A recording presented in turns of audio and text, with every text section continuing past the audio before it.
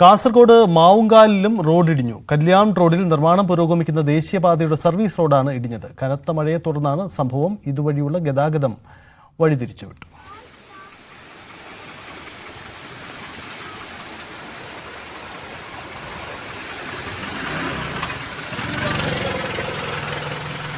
കെ.വി. ബൈജു ചേരുന്നു. ബൈജു, ദൃശ്യം വ്യക്തമാണ്. റോഡ് വലിയ രീതിയിൽ തകർന്നിട്ടുണ്ട്. കനത്ത മഴ തന്നെയാണോ, മറ്റെന്തെങ്കിലും അശാസ്ത്രീയതയോ പ്രശ്നങ്ങളോ അവിടെ അനുഭവം ഉണ്ടോ? എന്താണ് സംഭവിച്ച വിശദാംശം? സൈത്തെ, കാസർഗോഡ് ജില്ലയിൽ കനത്ത മഴ തുടരുന്നു. ജില്ലയിൽ ഇന്ന് ഓറഞ്ച് അലർട്ടാണ്.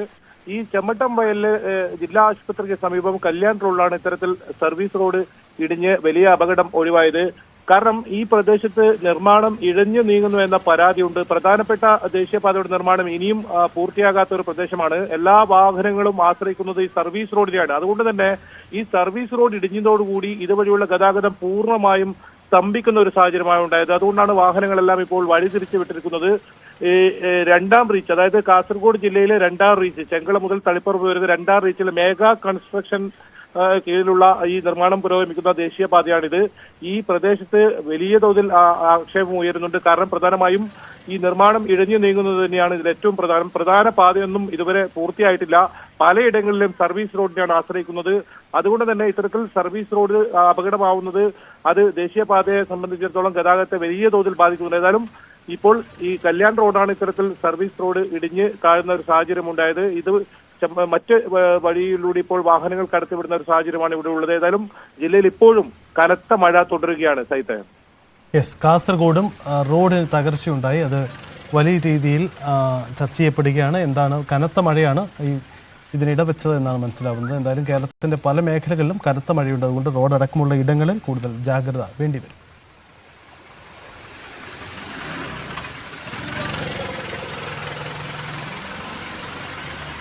കാസർഗോഡ് അതിരൂക്ഷമായ ശക്തമായ മഴയാണ് അനുഭവപ്പെടുന്നത്. ബൈജു, ഒരു കാര്യം കൂടി, ഈ കാസർഗോഡ് റീച്ചിൽ അവസാനഘട്ട നിർമ്മാണം നടക്കുകയാണല്ലോ ദേശീയപാതയുടെ.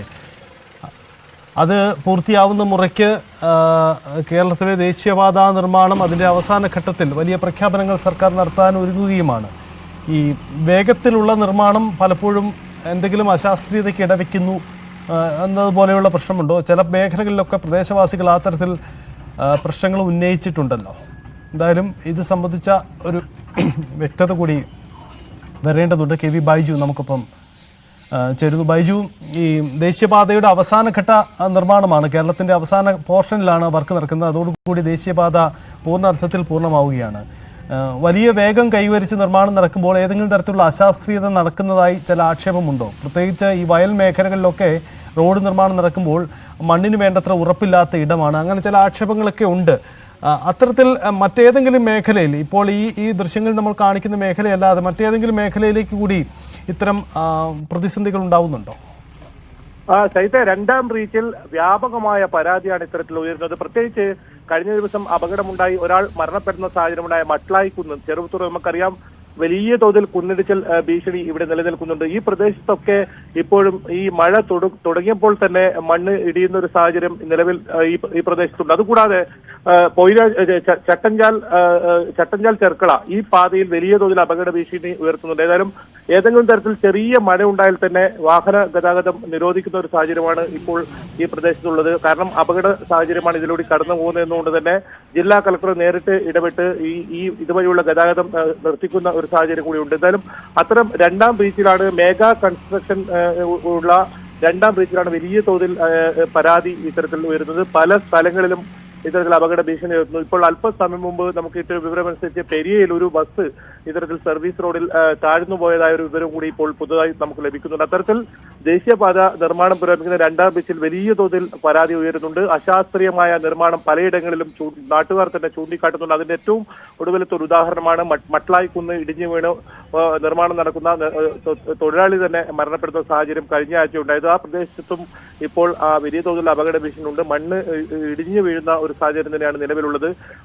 മഴക്കാല ആരംഭത്തിൽ തന്നെ ഇത്തരത്തിൽ ഒരു ഭീഷണി ഉയർത്തുന്നത് വലിയ ആശങ്ക ഉയർത്തുന്നുണ്ട്.